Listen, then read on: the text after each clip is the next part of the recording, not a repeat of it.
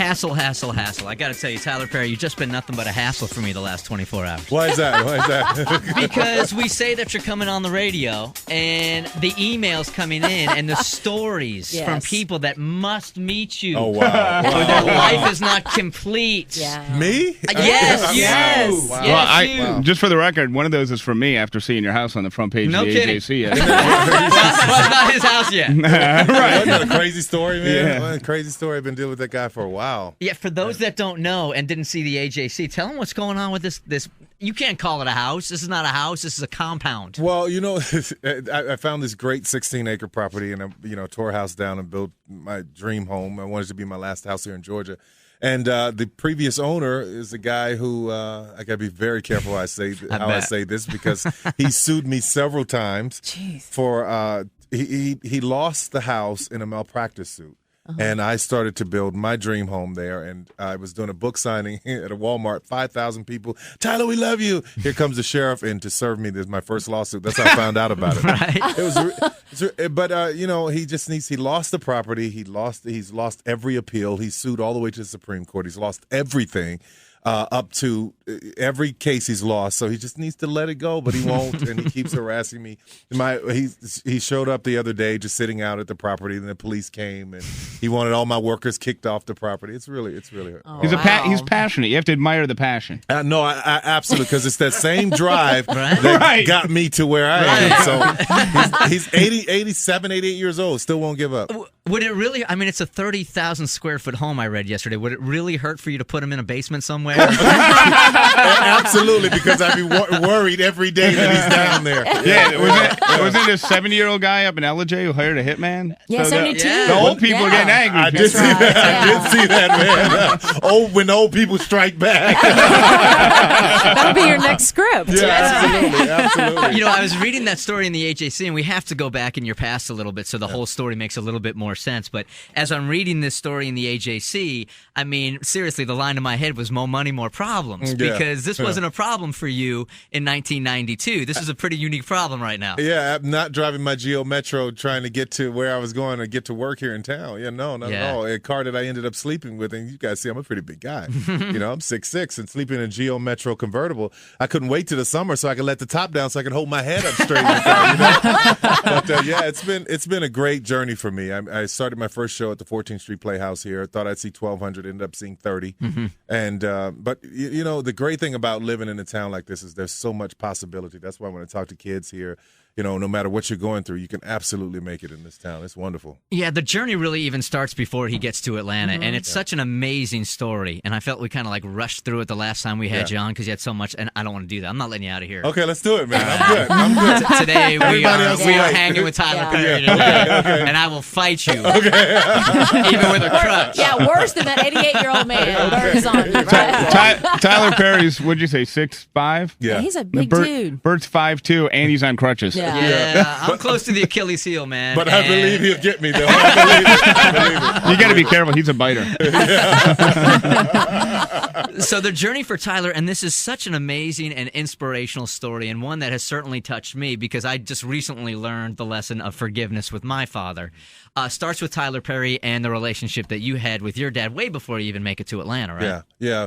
Born and raised in New Orleans, and growing up with this man who was really very abusive to me and my mother, and it was very, very difficult to get to a place where I could forgive him. So I moved here in 92. I think I was about 21 years old at the time, and I had left all of that behind. The first 28 years of my life, suicidal, miserable, didn't want to live because I was carrying so much anger and frustration toward him and so much hatred.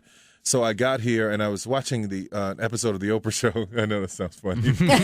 But I was watching Oprah Show. Not in this room, it does. That's right. No, we get it. And she said it was cathartic to write things down, so I started writing, and that's where my first play came from. It was about adult survivors of child abuse.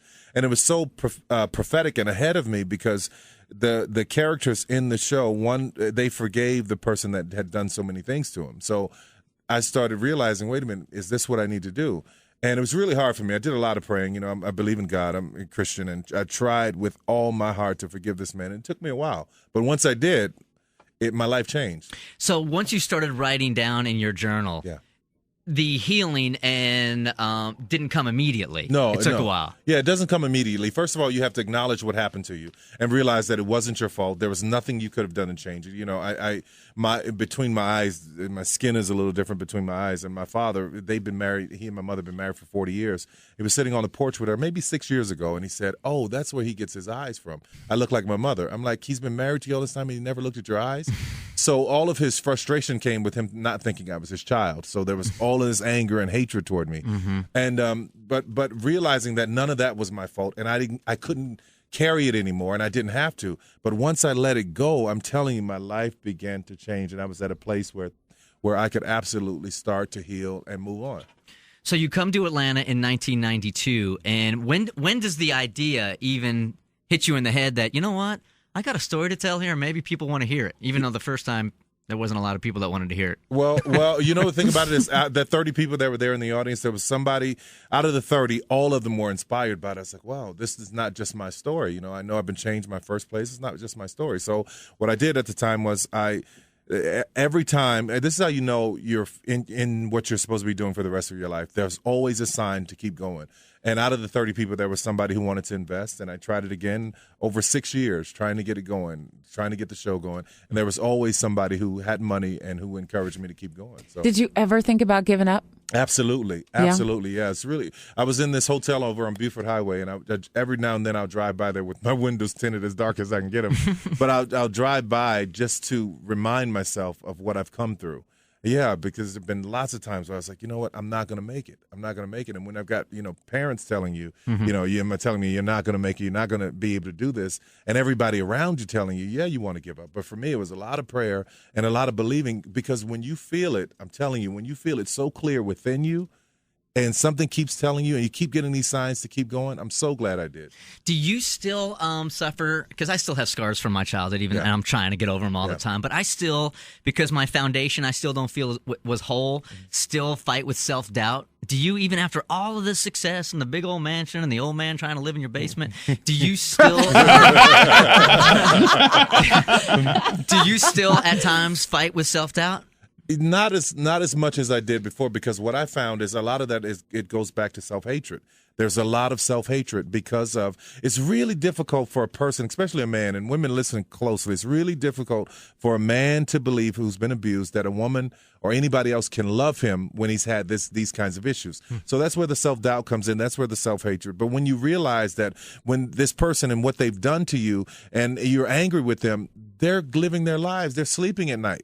You're holding on to all of this stuff that you absolutely have to let go in order for you to be better. So even with the self-doubt, with every victory for me, I got a little more confident and a little more, had a lot more faith every time that everything was going to be okay. So as the story, let me just give the follow-up story for people that don't know Tyler. So the end of this beautiful story here is Tyler comes to Atlanta in 1992 with $6,000.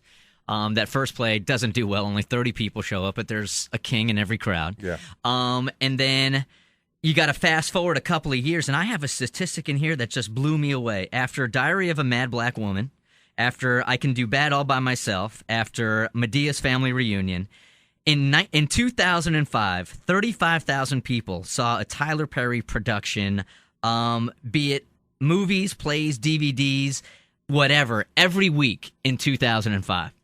Which is an amazing statistic. No, that was just on tour. That was just on tour. Yeah, I mean, that's amazing. Yeah, I was doing this Medea character has been just. I want her to be in my family. She is a nightmare for me because I hate the dressing. And I was just going to do it once. I saw Eddie Murphy do the clumps. I said, let me try my hand at a female character. I didn't know it was going to take off like this, but I was on tour and I was doing about 300 shows a year, and people sold out. Places like the Fox would be sold out for 2 weeks in a row. So yeah. Yeah, all over the country. Tyler Perry. So Medea's haunting you like the guy in your basement. Like both of them. They're having nightmares. I think the two of them should get together and all of this will be fine.